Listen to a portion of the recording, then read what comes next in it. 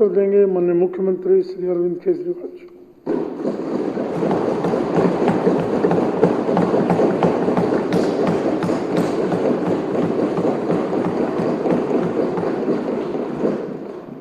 आदरणीय अध्यक्ष महोदय, अभी कुछ दिन पहले बीजेपी का एक बहुत बड़ा नेता मिला मेरे को। उससे काफ़ी लंबी चर्चा हुई मेरी, और उसने जो जो बातें बताई वो इतनी चौंकाने वाली थी कि आप सब सुनोगे तो रोंगटे खड़े हो जाएंगे। उसने मेरे से पूछा कि केजरीवाल जी, आपको क्या लगता है मोदी जी अडानी की इतनी मदद क्यों करते हैं? मैंने कहा दोस्त हैं दोनों, इसीलिए करते हैं। कहते बस इसलिए। कहता मोदी जी ने आज तक किसी के लिए कुछ नहीं करा, अपनी वाइफ के लिए कुछ नहीं करा, अपनी माँ के लिए कुछ नहीं करा, उनके भाई गुजरात में रहते हैं उनके लिए, किसी रिश्तेदार के लिए कुछ नहीं करा, राजनीतिक गुरु के लिए कुछ नहीं किया। वो अपने दोस्त के लिए इतना कुछ करेंगे, ऐसा कैसे हो सकता है? दोस्त पे इतने मेहरबान क्यों हैं?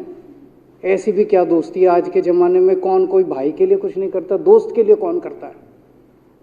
तो मैंने कहा फिर क्या मामला है? कहते आप खुद सोचो, इतना बड़ा क्राइसिस हुआ, हिंडनबर्ग की रिपोर्ट आई, चारों तरफ थू थू हुई, पूरा क्रैश कर गया अडानी ग्रुप। मोदी जी इतने स्वार्थी आदमी हैं कि अगर केवल मामला दोस्ती तक होता तो 2 मिनट में उसको साइड करते और कहते मेरा कोई लेना देना नहीं इससे। अभी भी उसको बचाने में लगे हुए हैं। कभी एसबीआई को कह रहे हैं इसको पैसे दो, आज अखबार में आया पीएफ वालों को भी बोला इसको पैसे दो। सारी एजेंसी अभी भी उसको पूरी तरह से उसको बचाने में लगे हुए हैं। तो मैं भी अचंभे में रह गया कि मामला तो कुछ अलग ही है। क्यों ऐसा भी क्या दोस्त हो गया कि दोस्त डूब रहा है और फिर भी उसको पूरी तरह से इतना बड़ा पॉलिटिशियन है। पॉलिटिशियन के लिए तो परसेप्शन सबसे इंपॉर्टेंट होती है। कोई आसपास वाला अगर कहीं, वो तो आदमी कह देता है यार मेरे से मिलना बंद कर दियो कल से, वो उसको अभी भी बचाने में लगे हुए हैं। और उसने मेरे को बताया कि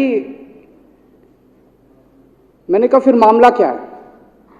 तो कहता है जी अडानी तो केवल फ्रंट है,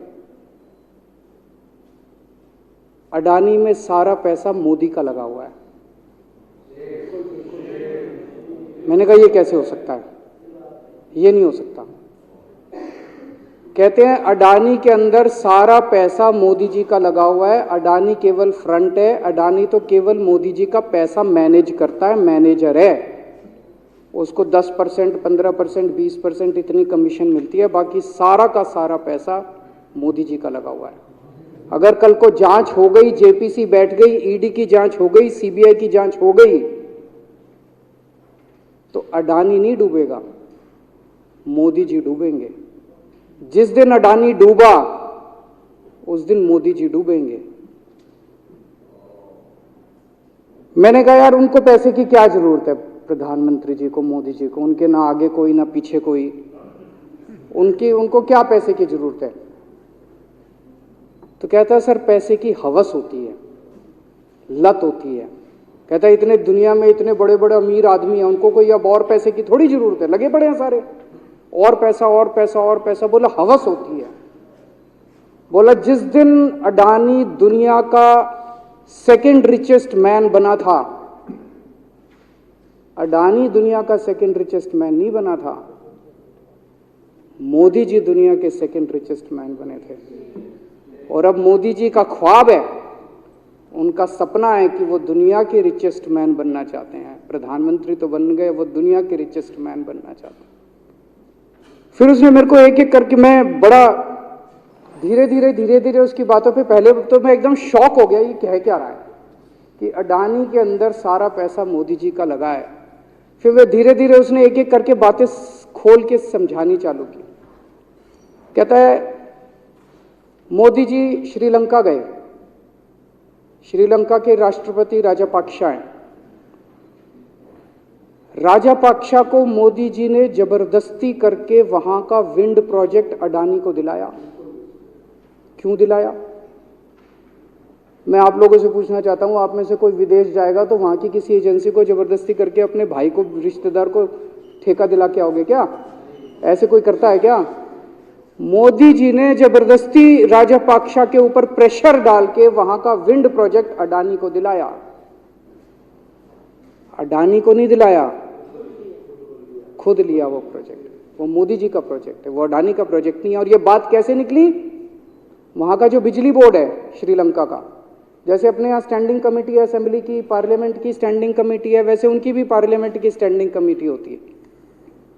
तो वहां पे पार्लियामेंट की, श्रीलंका की पार्लियामेंट की स्टैंडिंग कमेटी ने जब उनके बिजली बोर्ड के चेयरमैन को बुलाया और बोले तूने ये प्रोजेक्ट अडानी को क्यों दिया, तो उसने कहा जी राजापाक्षा साहब ने मेरे को बुलाया था, उन्होंने कहा मोदी जी मेरे पे बहुत प्रेशर डाल रहे हैं कि ये प्रोजेक्ट अडानी को दो। मोदी जी बांग्लादेश गए, बांग्लादेश वालों को बिजली खरीदनी थी, 1500 मेगावाट बिजली 25 साल के लिए। मोदी जी ने वो प्रोजेक्ट भी अडानी जी को दिला दिया। अडानी को नहीं दिलाया, मोदी जी ने वो प्रोजेक्ट खुद लिया। 25 साल तक 1500 मेगावाट बिजली खरीदने का प्रोजेक्ट बांग्लादेश का, वो भी मोदी जी ले आए अपने नाम पे। इजराइल गए, इजराइल के साथ भारत ने कई सारे रक्षा सौदे किए, रक्षा सौदे, वो सारे के सारे रक्षा सौदे अडानी को दे दिए। अडानी को नहीं दिए, मोदी जी ने खुद लिए।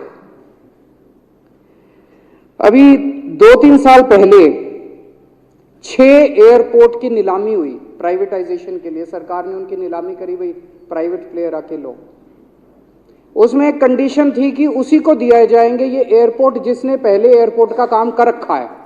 हर सरकारी ठेके में होती है, हम सड़क बनाते हैं, कहते हैं भाई सड़क, जिसको ठेकेदार को सड़क बनाने का एक्सपीरियंस है उसी को दिया जाएगा। हम बिल्डिंग बनाते हैं, हम कहते हैं भाई ये पानी के वाटर ट्रीटमेंट प्लांट लगाते हैं, हम कहते हैं भाई जिसने WTP वाटर ट्रीटमेंट प्लांट इतने लगा रखे हैं उसी को दिया जाएगा। हम सीवेज ट्रीटमेंट प्लांट बनाते हैं, हम कहते हैं जिसको 20 साल का एक्सपीरियंस है, 15 साल का है, उसी को। इसमें भी ये कंडीशन थी कि जिसने इतने साल तक एयरपोर्ट चलाने का काम कर रखा उसी को दिया जाएगा। अब अडानी ने तो कर नहीं, मोदी जी ने तो कर नहीं रखा था, अडानी ने तो कर नहीं रखा था, तो क्या करते? आखिरी मोमेंट पे वो कंडीशन हटा दी गई, बोले कोई एक्सपीरियंस की जरूरत नहीं है। 6 एयरपोर्ट नीलामी पे थे, 6 के 6 एयरपोर्ट अडानी को दे दिए, अडानी को नहीं दिए। मोदी जी ने वो खुद 6 के 6 एयरपोर्ट खुद अपने नाम कर लिए। आज 2021 नवंबर में एयरपोर्ट टेक ओवर किए, 2023 1.5 साल हुआ है। 1.5 साल के अंदर आज एयरपोर्ट का 30%, पूरे देश का एयरपोर्ट का जितना धंधा है, बिजनेस है, उसका 30% बिजनेस जो है वो मोदी जी के पास है। 30%, 1.5 साल के अंदर इतना बड़ा भारत देश, इतने एयरपोर्ट, 30% एयरपोर्ट का बिजनेस आज मोदी जी के पास है। एक और बड़ी इंटरेस्टिंग चीज हो रही है, ये ईडी और सीबीआई को इस्तेमाल करके बंदूक यहां रख के लोगों की फैक्ट्रियां छीनी जा रही हैं। मतलब 10 अक्टूबर 2018 को, 10 अक्टूबर 2018 को कृष्णापट्टनम पोर्ट के ऊपर इनकम टैक्स की रेड हुई और 6 अप्रैल 2020 को 1.5 साल बाद वो पूरा एयरपोर्ट अडानी ने खरीद लिया। उसके यहां बंदूक रख के उसको कहा या तो दे दे और या जेल। तो वो अडानी ने नहीं खरीदा, वो मोदी जी के पास चला गया कृष्णापट्टनम एयरपोर्ट। 10 दिसंबर 2020 को एसीसी और अंबुजा सीमेंट पे रेड हुई और 2 साल बाद 16 अक्टूबर 2022 को दोनों सीमेंट प्लांट मोदी जी के पास चले गए। 2020 जुलाई को मुंबई एयरपोर्ट का मालिक था जीवीके, उसके ऊपर सीबीआई और ईडी की रेड हुई, एफआईआर हुई और 1 महीने बाद मुंबई एयरपोर्ट जो है वो मोदी जी के पास चला गया, अडानी के पास चला गया। तो ईडी और सीबीआई पे रेड कराते हैं, उसको धमकाते हैं फैक्ट्री वाले को, कंपनी वाले को कि या तो जेल जा और या तेरी फैक्ट्री हमको दे दे। ये इधर तो सुनते थे हरियाणा की तरफ ये टुच्ची, इधर इसकी फैक्ट्री भी छीन ली, पंजाब में भी सुनते थे इसकी भी फैक्ट्री छीन ली, इसकी। पूरे देश के अंदर ये इतनी गुंडागर्दी मची पड़ी है कि ईडी की रेड करा देते हैं, सीबीआई की रेड करा देते हैं, यहाँ बंदूक रखते हैं और कहते हैं या तो फैक्ट्री दे दे और या जेल जा। ये क्या चल क्या रहा है इस देश के अंदर?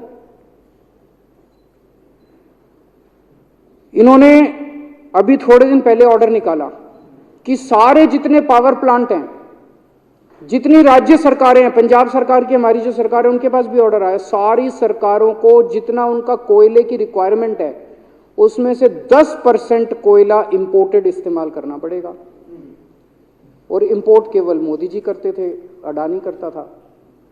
तो इसका मतलब आपको 10% अपना कोयला कंपलसरी, जरूरत नहीं है आपको कोयले की, लेकिन 10% कोयला आपको अडानी से खरीदना पड़ेगा। हमारे देश का कोयला 2000 रुपये टन है, इंपोर्टेड कोयला 20,000 रुपये टन है। 10 गुना दाम के ऊपर आपको अडानी से यानी कि मोदी जी से कोयला खरीदना पड़ेगा। इन्होंने सुप्रीम कोर्ट का एक और, जब कोयला घोटाला हुआ था अपने देश के अंदर, तो सुप्रीम कोर्ट ने आदेश दिया था कि अब कोयले की खदानें किसी भी प्राइवेट वाले को नहीं दी जाएंगी, सारी खदानें सरकारें। तो इन्होंने कुछ खदानें राजस्थान सरकार को दे दी, कुछ खदानें छत्तीसगढ़ सरकार को, कुछ खदानें पंजाब सरकार को, सरकारों में बांट दी। बाकी पूरे देश में केवल राज्य सरकारों के पास खदानें हैं। केवल अडानी के केस में उन्होंने एक्सेप्शन करके अडानी को कोयले की खदानें दे दी और उसमें भी ऑर्डर कर दिया कि 4000 कैलोरी से कम वाला कोयला जो है उसको रिजेक्टेड माल माना जाएगा, जबकि वो सबसे अच्छा कोयला माना जाता है और वो रिजेक्टेड माल इसको फ्री में मिलता है। तो कम से कम 2800 करोड़ रुपए का कोयला हर साल फ्री में मोदी जी ले जाते हैं। 2800 करोड़ रुपए का कोयला हमारी खदानों से हर साल मोदी जी निकाल के ले जाते हैं। 2014 में, अभी जो अतिशी जी ने कहा, 2014 में अडानी जी की यानी कि मोदी जी की जायदाद 50,000 करोड़ की थी। 7 साल बाद इनकी जायदाद हो गई 11.5 लाख करोड़। मोदी जी इतना पैसा लेके कहां जाओगे? 11.5 लाख करोड़ रुपए की जायदाद, 7 साल में इतना लूट लिया आपने देश को। 2014 में 609 नंबर पे थे, अब ये सेकंड रिचेस्ट बन गए, अब रिचेस्ट बनना चाहते हैं। ये तो लेकिन कुदरत है, कुदरत तो बड़ी ताकतवर है। किसने सोचा था एक दिन हिंडनबर्ग रिपोर्ट आएगी और 24 घंटे के अंदर सारा तहस नहस हो जाएगा। 1947 से लेके 2014 तक 67 साल में भारत देश ने, सारी सरकारें जितनी आई सबने मिलके 55 लाख करोड़ रुपए का कर्जा लिया था भारत सरकार ने। 2014 से 2022 7 साल के अंदर 85 लाख करोड़ रुपए का कर्जा ले लिया, दुगने से भी ज्यादा। जितना 67 साल में लिया था उतना 7 साल में ले लिया। ये पैसा गया कहां? ये पैसा गया कहां? ये सारा इनकी जेब में गया। तो मैं जनता को कहना चाहता हूं, आप तो जीएसटी देते हो, अपने बच्चों का पेट काट के टैक्स देते हो, दूध पे, दही पे, हर चीज पे जीएसटी देखो। वो जीएसटी का पैसा जाता है जनता की उसमें खजाने में, वहां से वो जाता है अडानी के खजाने में और वहां से वो जाता है मोदी जी के खजाने में। दोनों हाथों से लूट मची हुई है, पूरे देश को लूट रहे हैं प्रधानमंत्री जी, मोदी जी पूरे दोनों हाथों से लूट रहे हैं। कोयला लूट रहे हैं, एयरपोर्ट लूट रहे हैं, सड़कें लूट रहे हैं, बिजली लूट रहे हैं, पानी लूट रहे हैं, कुछ नहीं छोड़ा, सब कुछ लूट रहे हैं। जितना कांग्रेस ने 75 साल में नहीं लूटा, उससे 10 गुना इन्होंने 7 साल के अंदर, 8 साल के अंदर लूट लिया देश को। अडानी का क्या रोल है इसमें? मोदी जी कम पढ़े लिखे हैं, उनको समझ नहीं है कि करना क्या। अडानी आके बताता है पैसा यहां लगा लो, इस देश में चलते हैं, वहां की ये कंपनी खरीद लेते हैं, ईडी को और सीबीआई को इसके पीछे लगा दो। वो सारा मैनेजमेंट करता है, दिमाग उसका पैसा मोदी जी का। उसके बदले में उसको पता नहीं 10%, 15%, 20% कितनी कमीशन मिलती है, लेकिन दिमाग सारा अडानी का है। और मेरे को ज्यादा चिंता इस बात की है अध्यक्ष महोदय, प्रधानमंत्री जी कम पढ़े लिखे हैं, उनको कम समझ में आता है। लोग आके उनको कुछ ना कुछ कहीं भी जाते हैं या कोई विदेश से आता है, उसके जो भी विदेश से नेता आता है या कहीं जाते हैं तो दो ही कंडीशन होती है। एक तो उसको कहते हैं भाई गले मिल ले, तो फोटो खिंचा ले, गले मिल ले, फोटो खिंचा ले, पार्क में घूम ले, तो वो फोटो खिंचाने के लिए उसको कहा जाता है भाई फोटो खिंचा ले, फोटो खिंचाने के लिए। और दूसरा उसको कहा जाता है भाई अडानी को ये ठेका दे दे, अडानी को ये ठेका दे दे।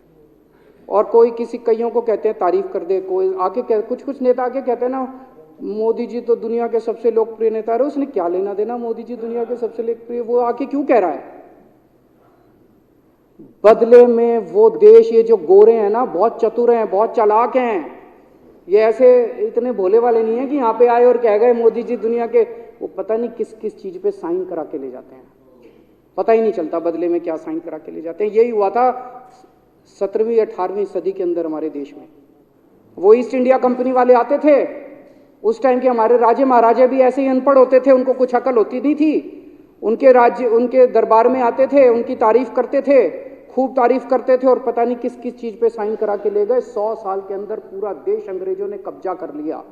वही हाल अब हो रहा अपने देश का कि हमारे कम पढ़े लिखे प्रधानमंत्री हैं, पैसे की हवस है, और मतलब जो भी आता है 2 लाइन उनके उसमें बोल दे, गले मिल ले, पार्क में घूम ले, अडानी को 2 कंपनियों का ठेका दे दे, बदले में पता नहीं देश का क्या क्या बेच दिया इन लोगों ने। बहुत चिंता है हम लोगों को देश की इस वक्त, जिस दौर से देश गुजर रहा है। मुझे लगता है कि आज़ादी के बाद से सबसे भ्रष्ट प्रधानमंत्री अगर कोई हुए हैं जिन्होंने देश को इतना लूटा है, तो वो आज मौजूदा प्रधानमंत्री हैं। और उसके ऊपर कम पढ़े लिखे हैं, उनको कुछ पता नहीं, कोई कुछ भी उनसे साइन करा के ले जाता है, किसी को कुछ पता नहीं चलता। मैं संजीव झा के प्रस्ताव का समर्थन करता हूँ।